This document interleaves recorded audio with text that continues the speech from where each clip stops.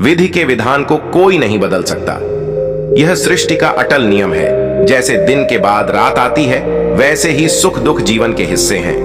हम कोशिशें करते हैं, रास्ते खोजते हैं, पर अंततः वही होता है जो विधि ने लिखा है। हर कर्म का फल तय है, बिना किसी भेदभाव के। विधि के विधान को कोई नहीं बदल सकता। यह सत्य अनमोल है। तो चलिए एक पौराणिक कहानी के माध्यम से इस बात को समझाने का प्रयास करते हैं। दोस्तों, यह कहानी बड़ी ही शिक्षाप्रद, महत्वपूर्ण और ज्ञानवर्धक है। मेरा आपसे निवेदन है कि कहानी के अंत तक हमारे साथ में बने रहना। बहुत समय पहले की बात है।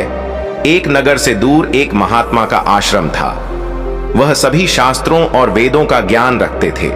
उसके चर्चे बहुत दूर दूर तक फैले हुए थे। उसके पास दूर दूर से लोग अपना भाग्य दिखाने के लिए आते थे। वह महात्मा बहुत ही ज्ञानी थे।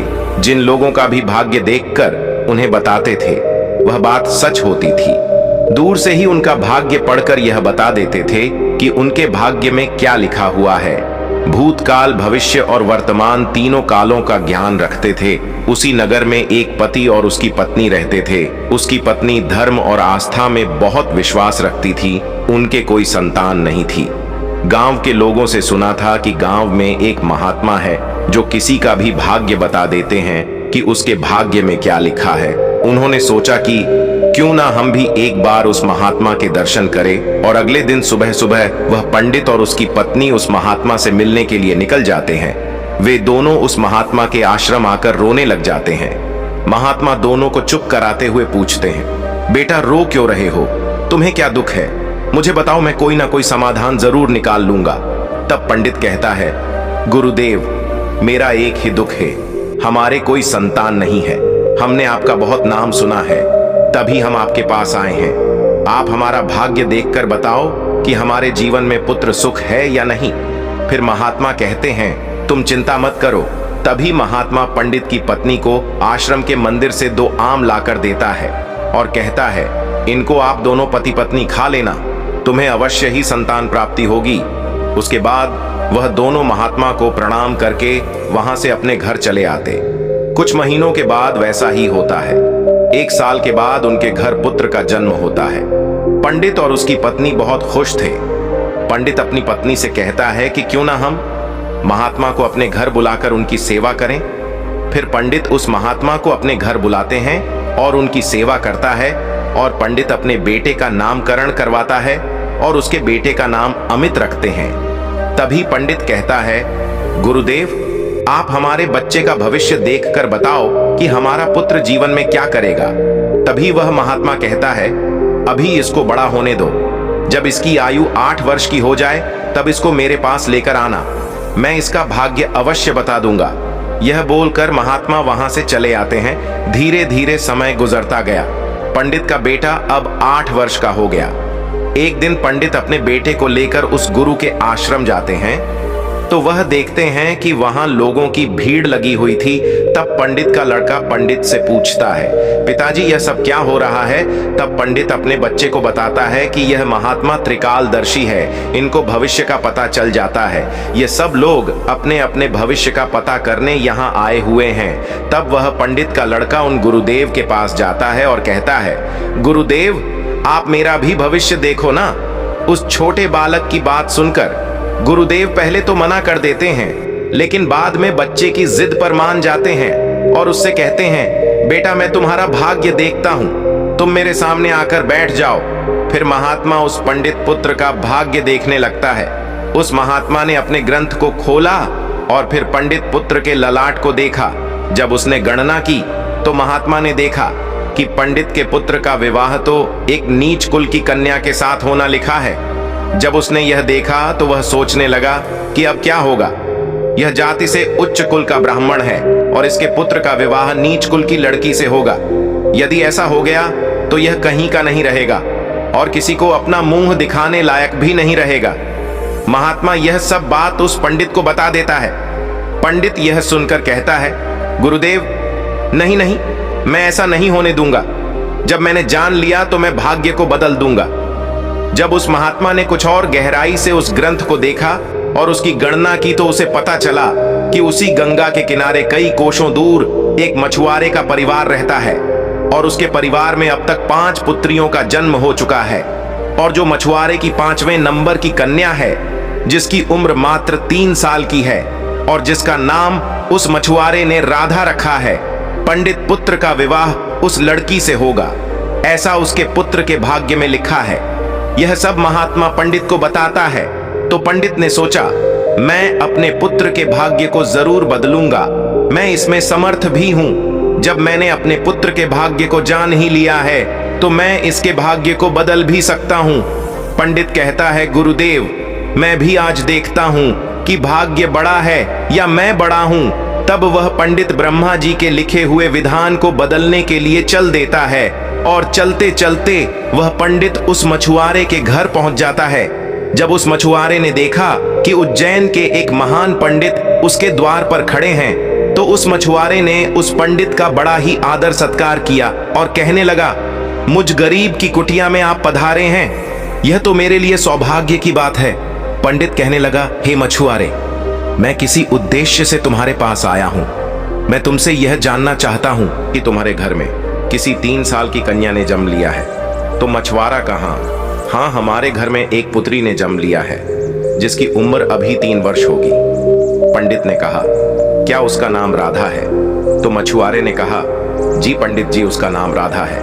पंडित ने कहा, हे मछुआरे, मेरा गुरु त्रिकालदर्शी है, उन्होंने मुझे कुछ मंत्र दिए हैं। मैं तो इस रास्ते से जा रहा था तो मैंने देखा तुम पर तो बड़ा गौर संकट आने वाला है। जब तक तुम्हारी सबसे छोटी पुत्री तुम्हारे घर में रहेगी तब तक तुम्हें पुत्र की प्राप्ति नहीं होगी।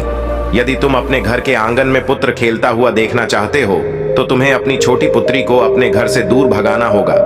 पंडित के ऐसे वचनों को सुनकर मछुआरा बोला, पंडित जी, अभी वह तो नवजात बालिका है, उसकी आयु तो भी मात्र 3 वर्ष की है, मैं उसे ऐसी हालत में कहां छोड़ सकता हूं? पंडित ने कहा, हे मछुआरे, जब मैं तुम्हें यह बता सकता हूं तो मैं तुम्हारी सहायता भी कर सकता हूं। हे पंडित, उसे कहते हैं कि मेरी कोई पुत्री नहीं है। तुम एक काम करो, तुम अपनी इस कन्या को मुझे दे दो, मैं इसका पालन पोषण करूंगा और जब यह बड़ी हो जाएगी तो मैं अच्छा सा वर ढूंढकर इसका विवाह भी कर दूंगा। फिर वह मछुआरा पुत्र की लालसा में अपनी नवजात पुत्री को उस पंडित को दे देता है।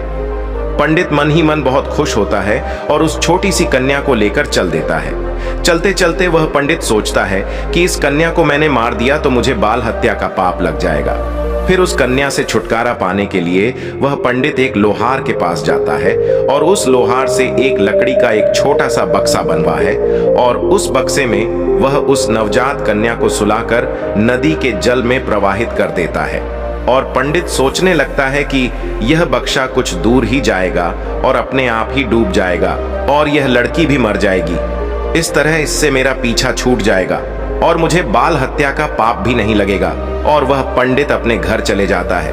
परंतु इस दुनिया का क्या कोई ऐसा व्यक्ति है जो किसी के भाग्य को बदल सके?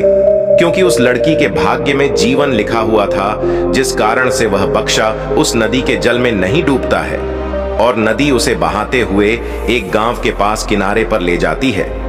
उधर उस गांव का पंडित सुबह सुबह स्नान करने के लिए आता है तो उस पंडित की नजर उस बक्से पर पड़ती है। जब वह पंडित उस बक्से को खोलता है तो वह देखता है कि बक्से के अंदर बहुत ही सुंदर कन्या लेटी हुई अपने पैर के अंगूठे को चूस रही है। वह पंडित संतानहीन था और गंगा जी से रोज संतान प्राप्ति की प्रार्थना करता था। उस बच्ची को देखकर वह पंडित सोचने लगा कि गंगा जी ने मेरे लिए इस पुत्री को मेरी संतान बनने के लिए ही भेजा है और मेरी प्रार्थना गंगा जी ने स्वीकार कर ली है।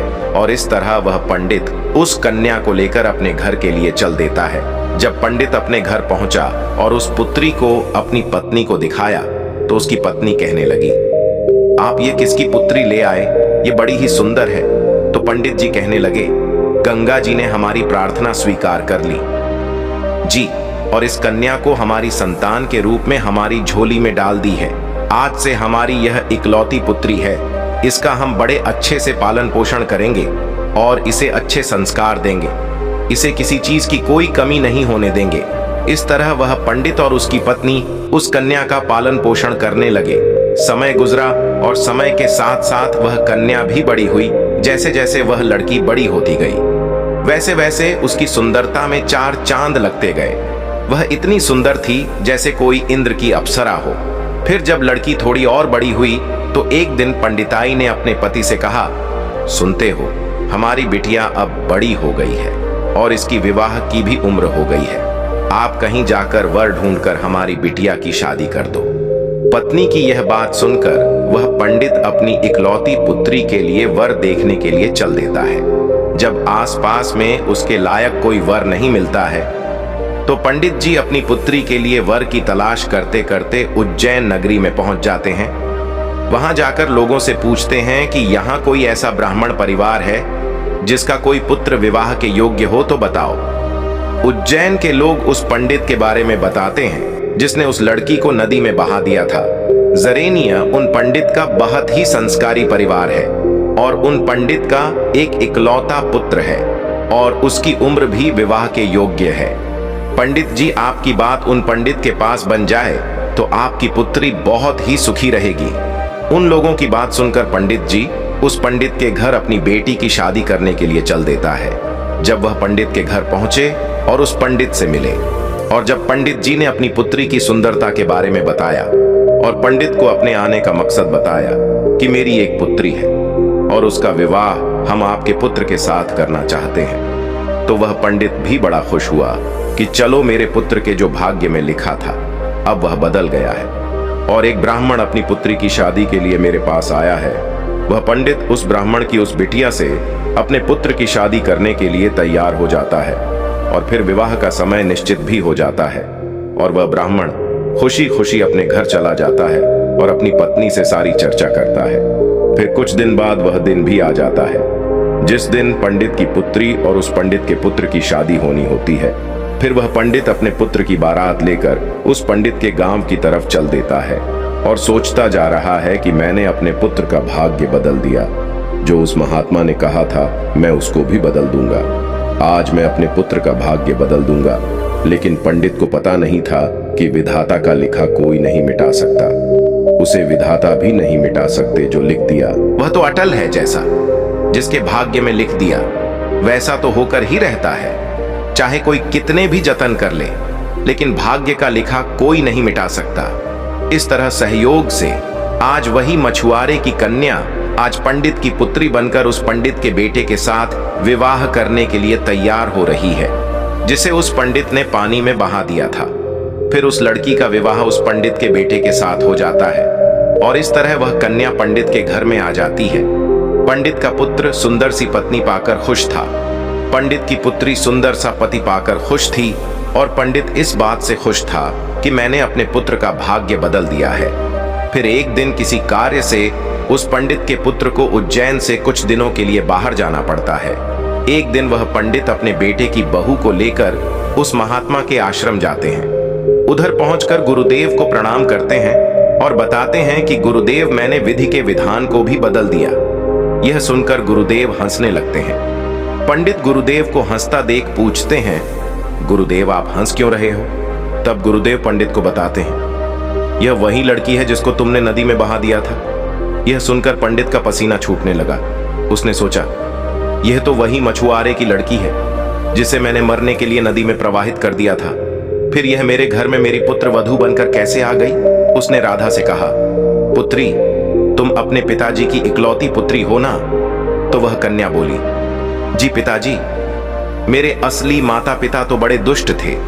उन्होंने मुझे 3 वर्ष की अवस्था में ही गंगा में प्रवाहित कर दिया था और जो मेरे नए माता पिता हैं, इन्होंने मुझे नया जीवन दान दिया। जिस दिन से मुझे नया जीवन दान मिला है तब से यही मेरे माता पिता हैं। जब पंडित ने यह साबित कर लिया कि यह वही मछुआरे की लड़की है तो पंडित ने इस राधा से निजात पाने के लिए एक युक्ति निकाली और अपने बेटे की बहू से बोला, बेटी, तुम पहली संतान पुत्र पाना चाहती हो तो मेरे साथ तुम्हें समुद्र पर चलना होगा। जब दोनों ससुर और पुत्र वधू समुद्र पर पहुंचे तो पंडित ने अपने हाथ से एक अंगूठी निकाली और उस अंगूठी को दिखाते हुए समुद्र में फेंक दिया और उससे कहा, बेटी, जिस दिन तुम्हें यह अंगूठी मिल जाए उसी दिन तुम अपने घर आ सकती हो। यह अंगूठी नहीं मिली और तुम अपने पिता के घर पहुंच गई या मेरे घर आ गई तो तुम अपने पति को खो दोगी। इसलिए तब तक तुम्हें कहीं नहीं जाना है। स्विंगल तक यह अंगूठी तुम्हें न मिल जाए। यदि तुम मेरे वचनों को मानोगे तो तुम्हें अवश्य ही पुत्रा की प्राप्ति होगी और तुम्हारे भाग्य भी जग उठेगा। ऐसा कहकर वह पंडित उसको समुद्र के किनारे पर छोड़कर वापस अपने घर को लौट गया। राधा ने काफी प्रयास किया लेकिन अंगूठी नहीं मिली। जब अंगूठी नहीं मिली तो वह बेचारी एक रास्ते की तरफ चल दी, क्योंकि न तो वह अपने पिता के घर जा सकती थी और न ही अपने पति के घर जा सकती थी। फिर चलते चलते जब वह आगे बढ़ी तो सामने से एक राजपूताना परिवार आता हुआ दिखाई दिया जो अपने गांव की तरफ जा रहा था। जब उस राजपूत परिवार ने उस लड़की को देखा तो कहने लगे, बेटी, इस जंगल में तुम अकेली कैसे घूम रही हो? यहाँ तो बहुत ही जानवर रहते हैं। तो वह कन्या बोली, क्या बताऊं, मैं विपत्ति की मारी हूं और मेरा इस दुनिया में कोई नहीं है। तो वह राजपूत परिवार बोला, बेटी, अगर तुम चाहो तो हमारे साथ चल सकती हो। जब राधा ने यह सुना तो वह सहज गई, उनके साथ चलने के लिए तैयार हो गई। इस तरह राधा को उस राजपूत परिवार ने अपने घर खाना बनाने के लिए रख लिया। जो राजपूत परिवार का मुखिया था वह उस पंडित का बहुत ही घनिष्ठ मित्र था। कुछ समय बाद उधर जब पंडित का लड़का अपने घर आया और उसने अपने पिताजी से राधा के बारे में पूछा तो पंडित ने झूठ बता दिया कि गंगा स्नान करते समय तुम्हारी पत्नी राधा डूबकर मर गई। जब पंडित के लड़के ने यह सुना तो उसे काफी दुख हुआ। उधर राजपूत परिवार जिस गांव में निवास करता था उस गांव का एक पंडित अपने लड़की का रिश्ता लेकर उसी पंडित के घर पहुंच गया। उस पंडित ने पंडित से जब अपनी पुत्री के विवाह के लिए प्रस्ताव रखा तो पंडित ने उस पंडित से कहा, हम अपने पुत्र के साथ तुम्हारी पुत्री का विवाह तो कर लेंगे, लेकिन विवाह से पहले हम तुम्हारी पुत्री को देखेंगे और उसके बाद ही विवाह करेंगे, क्योंकि पंडित को डर था कि कहीं मछुआरे की वही कन्या फिर से विवाह ना कर ले जो उसके लड़के के भाग्य में लिखी है। वह पंडित उस पंडित की शर्त मानने के लिए तैयार हो गया और अपने गांव को वापस लौट गया। अब पंडित अपने पुत्र के लिए लड़की देखने को उस पंडित के गांव की तरफ चल दिए। उधर जो अंगूठी उस पंडित ने समुद्र में फेंकी थी उसे एक मछली निगल गई। एक दिन किसी मछुआरे ने समुद्र में जाल फेंका तो उसे वही मछली मिली जो अंगूठी निकल गई थी। उस जाल में वह फंस गई। मछुआरा पकड़ी हुई मछली को बेचने के लिए वहीं पहुंच गया जहां वह राजपूत परिवार रहता था। वहां के मुखिया को मछली खाना बहुत ही पसंद था, इसीलिए उस राजपूत ने उस मछुआरे से उस मछली को खरीद लिया और उस मछली को ले जाकर राधा से कहा, बेटी, क्या तुम मेरे लिए मछली पका दोगी? तो राधा बोली, जी पिताजी, मैं मछली तो नहीं खाती हूँ, लेकिन आपके लिए जरूर बना दूंगी। इस प्रकार वह मछली लेकर रसोई में काटने लगी। जब राधा ने उस मछली को काटा तो उसके पेट में से वही अंगूठी निकलकर जमीन पर गिर पड़ी। जब राधा ने उस अंगूठी को देखा तो वह पहचान गई और अंगूठी पाकर बहुत खुश हुई। उधर वह पंडित अपने पुत्र को लेकर पंडित के गांव में पहुंचा और अपने बेटे से कहने लगा, हे पुत्र, इस गांव में हमारे घनिष्ठ राजपूत मित्र रहते हैं। पहले हम उनके पास चलते हैं, उसके बाद हम तुम्हारे लिए लड़की देखने पंडित जी के घर जाएंगे। पंडित के बेटे ने जब अपने पिता के ऐसे वचनों को सुना तो वह बोला, पिताजी, जो आपको अच्छा लगे वैसा ही कीजिए। फिर वे दोनों उस राजपूत के घर पहुंचे। राजपूत ने जब अपने मित्र पंडित को आते हुए देखा तो वह भी बहुत खुश हुआ और उनका पहले की भांति आदर सत्कार किया। आदर सत्कार करके उन्हें अपने पास में बिठाया और उसने राधा को आवाज दी, बेटी, हमारे मित्र आए हैं, जरा उनके लिए पानी का इंतजाम करो। जब राधा पानी लेकर आई तो राधा ने पंडित को देखा, पंडित ने राधा को देखा। फिर जब पंडित के लड़के ने राधा को देखा तो वह कहने लगा, पिताजी, आपने मुझसे झूठ क्यों बोला कि राधा मर गई? मेरी पत्नी तो जिंदा है और यह जानते हुए भी आपने मेरा विवाह किसी अन्य लड़की से करने की कैसे सोची?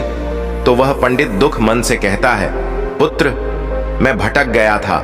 मैं विधाता के लिखे भाग्य को बदलने के प्रयास में इतना नीच कर्म कर बैठा कि कुछ पूछो ही मत। फिर उसने पूरी कहानी सभी को सुना दी और कहने लगा, मुझे अपने ऊपर कुछ ज्यादा ही घमंड हो गया था, जो विधाता के लिखे को मिटाने चला था।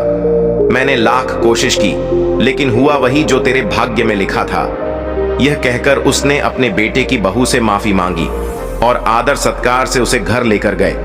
दोस्तों, विधि के विधान को कोई बदल नहीं सकता। जो लिखा होता है वह जरूर होता है। दोस्तों, आपने इस वीडियो से क्या सीखा वह मुझे आप कमेंट में बता सकते हैं। साथ में उम्मीद है कि आपको आज की वीडियो पसंद आई होगी, तो इस वीडियो को उस इंसान को शेयर करें जिससे यह कहानी सुनने की जरूरत है, और हमारे चैनल को सब्सक्राइब जरूर करें। तो चलिए फिर मिलते हैं ऐसी एक और नई वीडियो में।